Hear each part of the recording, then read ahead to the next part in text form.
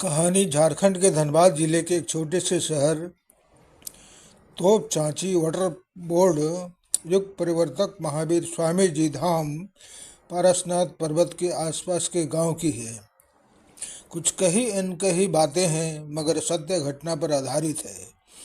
Water board जो झारखंड बिहार का एकमात्र प्राकृतिक झील है, उसी झील का स्रोत पारसनाथ पर्वत है जो उससे काफ़ी सटा हुआ है। उसी झील के पास एक गांव जिसका नाम झरियाडीह है। जैसा कि हम जानते हैं, हर गांव का अपना नियम कानून उस गांव के बाहुबली लोग बनाते हैं, जिससे आम जन को काफ़ी हद तक नुकसान होता है। कहानी के मुख्य पात्र है उसी गांव की निचली जाति में जन्मी सुगिया, जो 19 वर्ष की लड़की है। मंगरू, जो 21 वर्ष का लड़का ऊंची जाति के है। इनकी कहानी इसलिए सुनी जा रही है क्योंकि इन दोनों के जीवन का अंत हो चुका है, जिसका कारण इनका समाज था। बात उन दिनों की है जब दोनों ने कक्षा 10 की परीक्षा उत्तीर्ण कर ली। दोनों की मित्रता इसी दौरान हुई। फिर दोनों प्रेम संबंध में आए। पहले मानसिक फिर शारीरिक रूप से एक हो गए। यूँ कहें कि दो जिस्म एक जान हो गए। देश आज़ाद होने के बाद भी जो बालिग हैं उन्हें संवैधानिक अधिकार नहीं है। जब ये समस्या बड़े बड़े शहरों में आम बात होती है तो गांव में तो अधिकारों का कोई मतलब ही नहीं। जो पंचायत कहे या घरवाले कहे वही सही है। इसी सोच के दुष्परिणाम को सुगिया और मंगरू जैसे जोड़ों को भुगतना पड़ा। जब उनका प्यार पनपा आगे बढ़ा तो गांव वालों को खबर हुई। घर वालों ने लड़का और लड़की को बहुत मारपीट कर समझाए, लेकिन ना तो सुगिया मानी और ना ही मंगरू। समय बीतता गया, यही घटना बार बार होने लगी। वे दोनों मार खाते, ताना सुनते, पर दोनों ने जैसे एक दूसरे से विवाह करने की जिद बना ली थी। बात पंचायत तक पहुंची तो पंच ठहरे ऊपरी जाति के। उन्होंने भी लड़की वालों को ही गलत ठहराया और लड़के से दूर रहने को कहा, लेकिन मंगरू सुगिया का साथ नहीं छोड़ना चाहता था। उन दोनों का गांव के चौराहे पर मिलना, चोरी छिपी झील में जाना सभी को पता था। उन दोनों की प्रेम कहानी हर एक की जुबानी बन गई थी। कुछ लोग उन्हें वासना के पुजारी कहते तो कुछ लोग राधा कृष्ण का स्वरूप। दिन बीतता गया, साल बढ़ता गया। उनके प्रति गांव वालों और घर वालों का घृणा चरम पर था।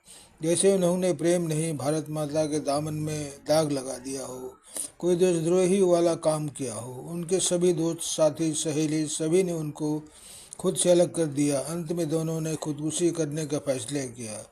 उन्होंने राजनीति तैयार कर एक दूसरे को समय अनुसार उसी झील पर बुलाया, क्योंकि दोनों उसी में कूद कर आत्महत्या करने वाले थे। उन्होंने दिन तय किया, क्योंकि लड़का लड़की एक दूसरे के होकर मरना चाहते थे। वहीं एक मंदिर में दोनों ने शादी कर जान देने की योजना बनाई थी। कुछ दिन बाद तय किए समय पर सुगिया दुल्हन के वेश में शादी के पश्चात अपनी जान देने को तैयार थी। शायद ऊपर वाले को कुछ और ही मंजूर था, क्योंकि मंगरू के घर वालों ने उसे खूब मारपीट कर घर में ही बंद कर रखा था।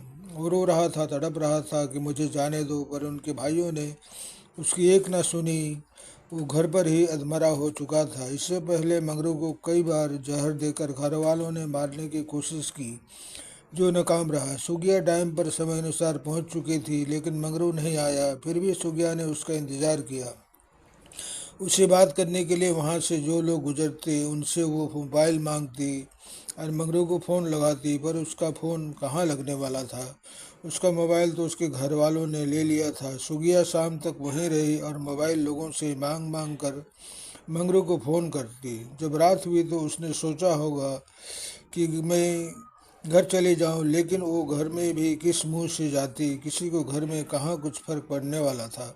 उसने उसी जंगल में रात बिताई। फिर सुबह हुई तो जो लोग वहाँ से पार हो रहे थे उन्हें फिर मोबाइल मांग कर मंगरू को फ़ोन करने की कोशिश करती, लेकिन न मंगरू आया और ना ही उसका फ़ोन। वो पूरी तरह से टूट चुकी थी। रो रो कर बुरा हाल था। उसी दौरान उसके घर वाले दूसरों के कहने पर सुगिया को खोजने आए। तब सुगिया जंगल में ना जाने कहाँ छुप गई कि उसे कोई खोज ना पाया। सुगिया बिना खाए पिए 2 दिनों से थी। अब तो उसका शरीर भी जवाब दे रहा था। फिर भी वो रास्ते में किसी अजनबी से मोबाइल मांगती और मंगरू को फ़ोन करती, लेकिन सुगिया के प्रेमी मंगरू से उसकी बात ना हुई। उस रात भी वह जंगल में रही, भूखे प्यासे, लेकिन उसकी इस हालत पर किसी को भी तरस नहीं आई। जंगल में छिपे माओवादियों ने उसका बलात्कार कर उसे पूरी तरह से बर्बाद कर दिया। उसके अगले ही सुबह सुगिया ने हिम्मत जुटाकर झील में कूद कर आत्महत्या कर ली और वो इस जालिम दुनिया को छोड़कर चली गई। बात यहीं ख़त्म नहीं हुई। अब कहानी में नया मोड़ आता है। सुगिया की मौत आग से भी तेज पूरे गांव में फैल गई। थोड़ी देर बाद ही सही, पर मंगरू को भी इस बात का पता चला। वो तो पहले से ही अधमरा था, अब ये खबर सुनने के बाद वो पूरा मर गया, मानो जिंदा लाश बन गया हो। वो चीखने चिल्लाने लगा। अब तो घर वाले भी हार मान गए। कुछ दिन बाद जब ये शांत हुआ, लोगों के दिमाग से खत्म हो चुका था, लेकिन सुगिया ने ऐसा होने नहीं दिया। लगभग 7 दिन बाद उस रास्ते में जो भी जाते उसे सुगिया की आवाज़ सुनाई पड़ती। ओ भैया जरा मोबाइल दीजिए ना, एक नंबर पर कॉल करना है। लेकिन वहाँ कोई भी उस लड़की को नहीं देख पाता, केवल उसकी आवाज़ सुनाई देती थी। इस बात की पुष्टि वहाँ के गांव वालों ने की। साथ ही आते जाते लोगों ने कई दफ़ा कुछ सुनी भी। कुछ लोग डरे, कुछ तो मौके पर ही बेहोश हो गए।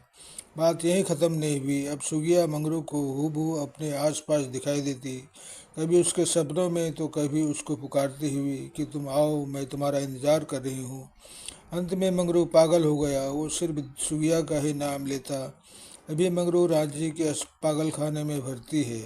फिलहाल उसका इलाज चल रहा है, पर शायद वो जीना नहीं चाहता। अभी भी वो बस एक ही वाक्य कहता और रोता है कि सुगिया मैं आ रहा हूँ। फिर चीखता और चिल्लाता है। मंगरू के इलाज में विज्ञान भी फेल हो गया, उसके झाड़ फूक भी हुए, लेकिन वो ठीक नहीं हुआ। आज के ज़माने में ऐसी घटनाएं हो रही है जिसे युवा पीढ़ी टूट सकता है। समाप्त। धन्यवाद भाई।